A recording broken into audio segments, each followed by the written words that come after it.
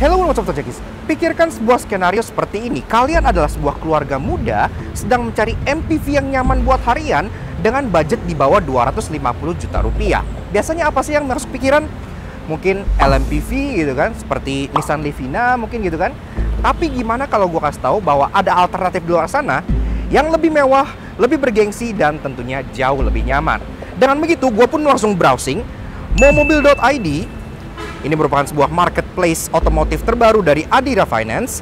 Dan I found this. Iya, sebuah Nissan Elgrand tahun 2011. Masih cukup muda. Dan kebetulan sekarang kita sedang berada di Adira Finance Expo, yang lokasinya ada di Tangerang tentunya. Elgrand itu ada di sini. Lebih tepatnya yang satu ini. Nah, mau mobil mudah. Karena mobil ini sendiri masih generasi terbaru dari Elgrand, alias Elgrand masih belum memiliki penerusnya ya. Jadi masih tergolong cukup muda. Dan juga mobil ini sebagai saingan Toyota Alphard, dia jauh lebih quirky, lebih unik, lebih nyaman, dan harganya lebih murah dari Nissan Livina baru. Penasaran dong? Nah, aura kemewahan langsung terasa begitu kita masuk ke dalam kabinnya yang terasa sangat-sangat luar biasa mewah ini. Jadi, kayak apa sih sebuah MPV JDM yang statusnya sangat mewah, tapi sekarang harganya udah di bawah Nissan Livina? Karena itu yuk, kita kupas luar dan dalam. Start your engine.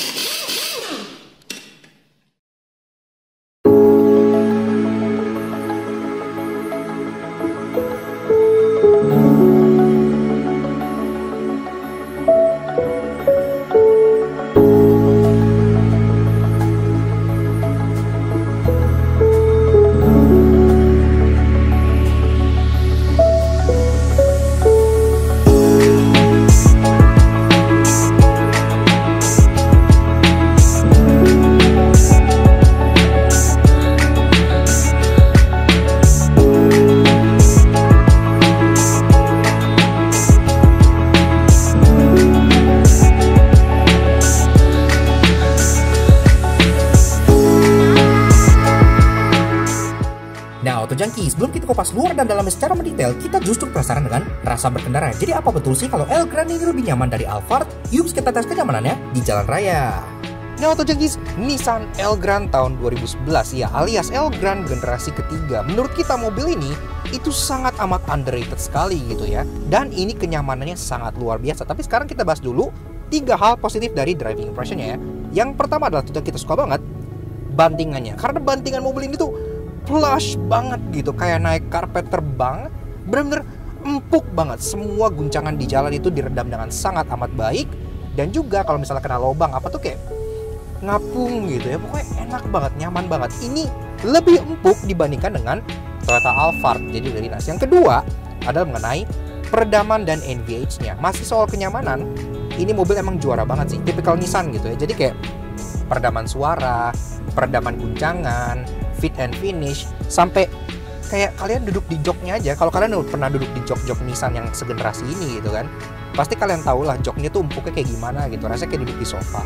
Jadi benar-benar nyaman banget. Dan ditambah lagi, mobil ini kan udah memakai Bose audio. Oh, I like that. Yeah, me too. Kenyamanan kalian di mobil ini tuh pasti sangat maksimal banget. Dan yang ketiga adalah mengenai visibilitasnya. Karena ini kaca sampai belakang tuh gede-gede banget. Kalian pun duduknya tuh di posisi yang kayak nggak terlalu tinggi tapi nggak terlalu rendah. Jadi posisinya pas. Dan juga ini spionnya gede banget. Kalian mau manuver terasa enak. Walaupun secara body ini tuh lebih besar dibandingkan Toyota Alphard ya. Dia lebih lebar dan dia juga lebih panjang, tapi dia lebih rendah. Dan tentunya Elgrand ini sendiri itu sekarang lagi ada di ADEX ya, Adira Expo Alam Sutera. Dan gue menemukannya via momobil.id. Bagi kalian yang nanya, apa sih momobil.id? Itu adalah platform marketplace untuk mobil by Adira Finance. Jadi, sekarang Adira Finance udah punya platform marketplace mobil sendiri.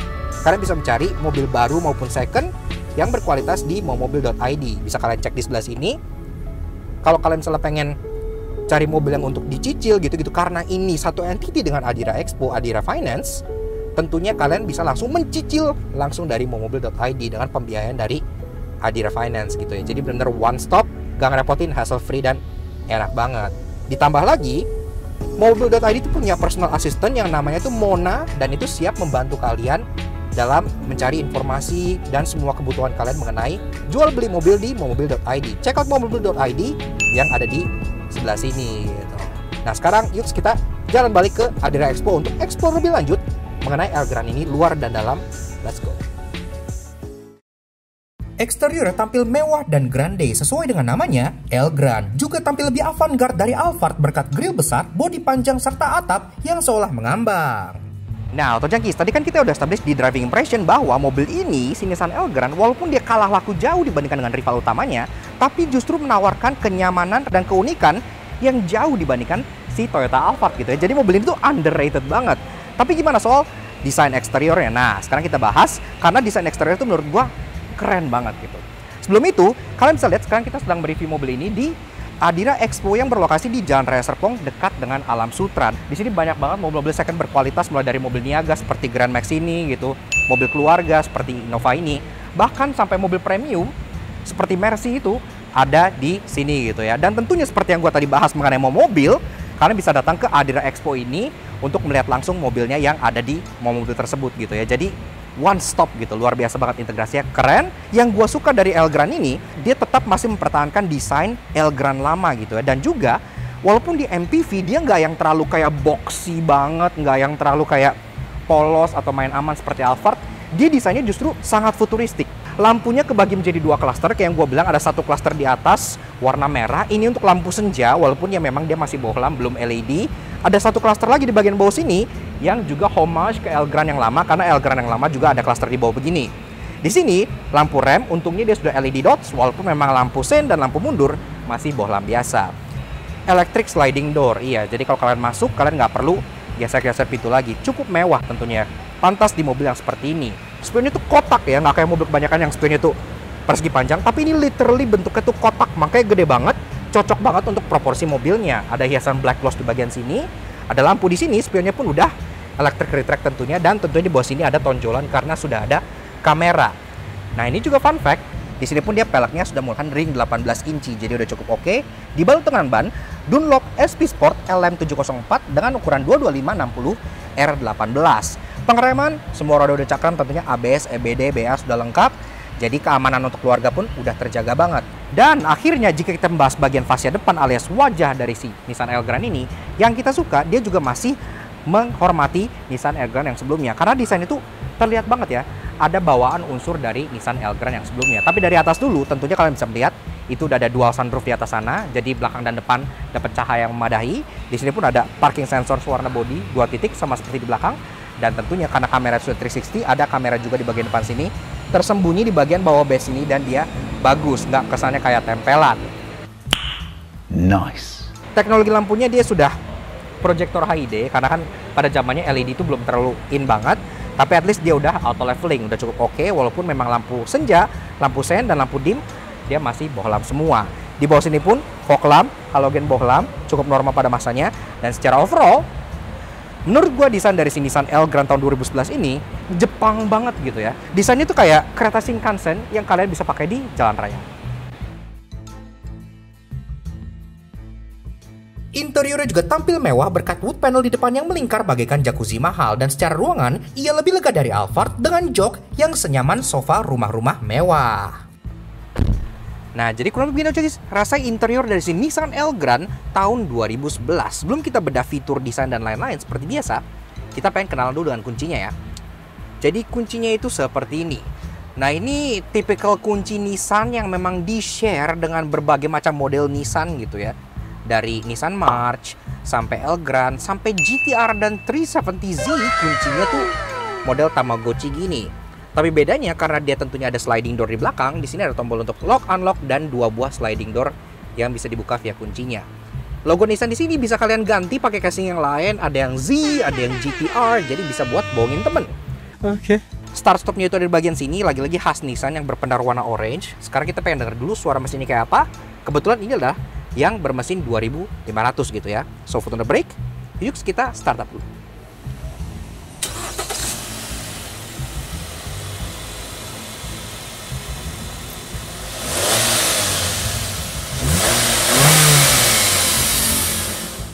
Nah, atau jengis, untuk urusan dapur pacu, mesin dari si Nissan Elgrand ini ada dua pilihan. Ada yang 2500 atau yang 3500, namun yang ini sendiri yang 2500. Mesinnya cukup mudah karena di-sharing oleh Nissan X-Trail, yaitu QR25DE DOHC Inline 4. Tenaga 170 horsepower dengan torsi 240 Nm, yang dimake ke transmisi Xtronic CVT berpenggerak roda depan. 0-100-nya jatuh dalam waktu kurang lebih 12,9 detik, ya cukup wajar di kelasnya, dan top speednya di 180 km per jam. Konsumsi BBM rata-rata ada di sekitar 1:8, yang memang nggak terlalu irit, oke lah.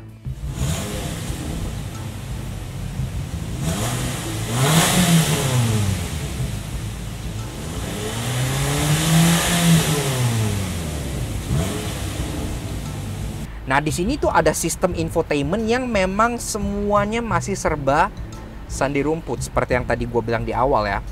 Jadi potensi mobil ini itu tidak seluruhnya tuh semuanya kepake banget. Sini juga ada tombol buat MID, ada tombol untuk multimedia dan setting, ini ada Bluetooth, ada kayak pengaturan ini bass, treble, balance gitu-gitu. Dan tentunya ini juga secara audio dia sudah mengandalkan sistem dari Bose. Iya, kalian bisa lihat di bagian pintunya itu ada Bose Audio ya.